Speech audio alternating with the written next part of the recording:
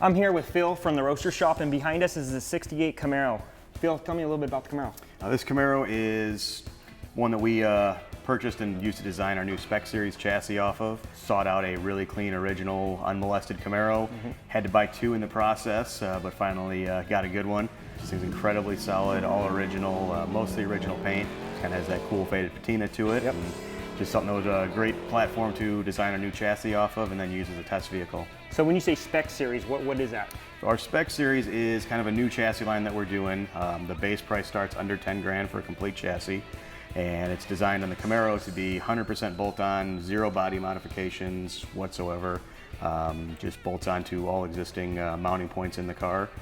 Gives it the strength of a full frame, which Camaros definitely lack and greatly need. That was my next question. You know, you don't see Camaros with a full frame. So this is actually a full frame. It's not a subframe connector connecting the two, it's an actual chassis. Yep, it's a complete one-piece chassis.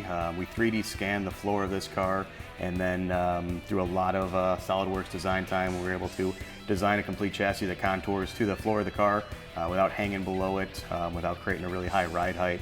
It's still got a low aggressive ride height, plenty of ground clearance, you don't have frame rails hanging down. Sure. And it's incredibly stiffer than a front and rear subframe with subframe connectors. Cool. Vulcan tires. Yep. What sizes?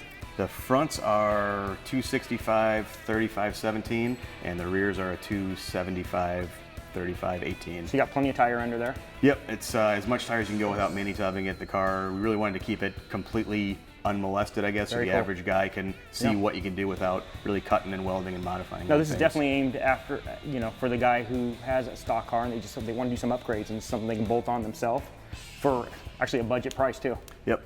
Let's get this car up on the lift and see what's under it. Let's do it.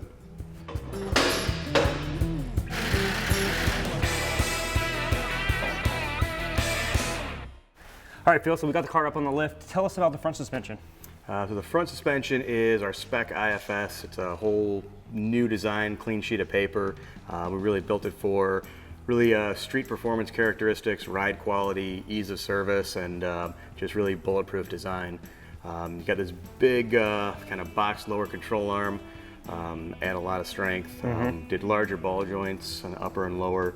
It's a Willwood Pro spindle, so you get a lot of brake options for the guys that want to run. From a 15-inch wheel, you can do an 11-inch brake kit, all the way up to a 14-inch six-piston, like we're running on this car here.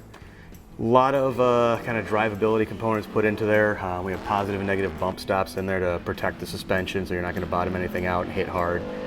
There's eccentrics on the upper control arm for a real simple alignment, so you're not pulling off rod adjusters and spinning them to get your alignment down. The alignment guy likes that. He does, yep. It's about a 5-minute process to get up there, put a wrench on each end, turn it, and you can set what you want. Rack and pinion steering, it's a power rack standard on all the chassis. We've got a large diameter 1.25" front sway bar, and everything's just really packaged to where the LS motor, small blocks and big blocks fit nicely in there. You get them nice and low in the car, so you're lowering the center of gravity and not running into too many hood clearance issues. No, it's certainly, it's packaged perfect. Everything fits in there nice. Well, I can't wait to see it on the track. So get it out there. Excited to get out there, so it'll do. Awesome.